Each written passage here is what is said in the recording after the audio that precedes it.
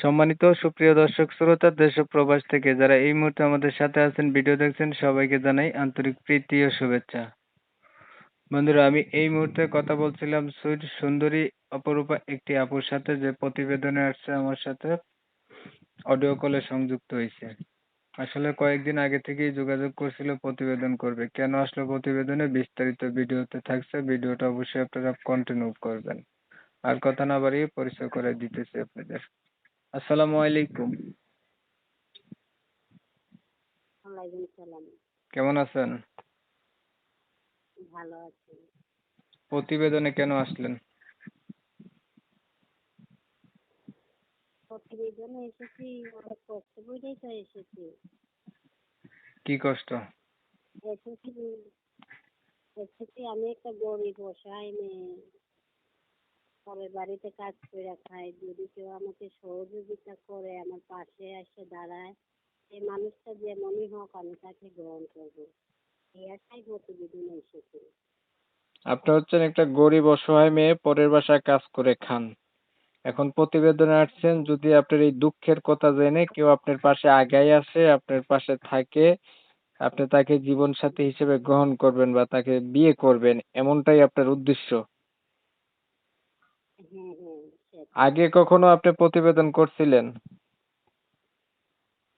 না না, আগে কখনো করিনি। প্রথমবার আসছেন? আচ্ছা, হ্যাঁ, পড়াশোনা কতটুকু করছেন? লেখাপড়া কিছু করছি। নামাজ পড়তে পারেন? হ্যাঁ পারি। পড়েননি নামাজ? হ্যাঁ পড়তে পারি। মুসলমান হয়েছি, নামাজ পড়বো না?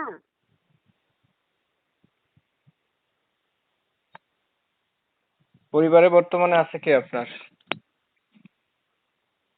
ফ্যামিলিতে আমার মা আছে আর ছোট একটা বোন আছে, আর আচ্ছা, কেউ নেই। আচ্ছা ধরেন বাবা একটা মারা মনের গেছে। মানুষ পাইলেন, আপনি যেমন একটা মানুষ খুঁজলেন এমন একটা মানুষ পাইলেন, কিন্তু তার একটু বয়স বেশি হলো বা দেখতে কালো হলো, এমন যদি হয়?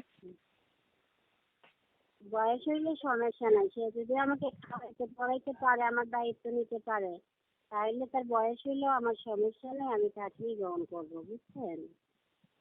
আচ্ছা, প্রিয় দর্শক শ্রোতা আপনারা শুনছিলেন এই আপুটি প্রতিবেদনে কেন আসছে। উনি চাচ্ছে একটা মনের মতো মানুষ যেন সুখে দুঃখে পাশে থাকবে বা ওনাকে জীবনসাথী করবে। উনি হচ্ছে গরিব মানুষ, মানুষের বাসায় কাজ করে খায়। তবে আমি আন্তরিকভাবে দুঃখিত যে উনার নাম এবং ঠিকানা কমিউনিটি গাইডলাইনের কারণে আমরা হচ্ছে নিতে পারতেছি না। যারা হচ্ছে এগুলা জানতে চান অবশ্যই এই আপুর সাথে যোগাযোগ করলে জানতে পারবেন।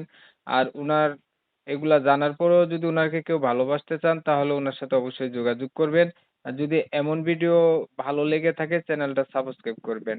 তো অনেক সময় নিয়ে আপনাদের মূল্যবান সময়গুলো নষ্ট কইরা ধৈর্য ধইরা কষ্ট কইরা আমার সাথে ছিলেন বা ভিডিও দেখছেন, এর জন্য প্রত্যেককে জানাই এমএসকে টিভির পক্ষ থেকে অসংখ্য ধন্যবাদ। সবাই ভালো থাকবেন, সুস্থ থাকবেন। আল্লাহ হাফেজ।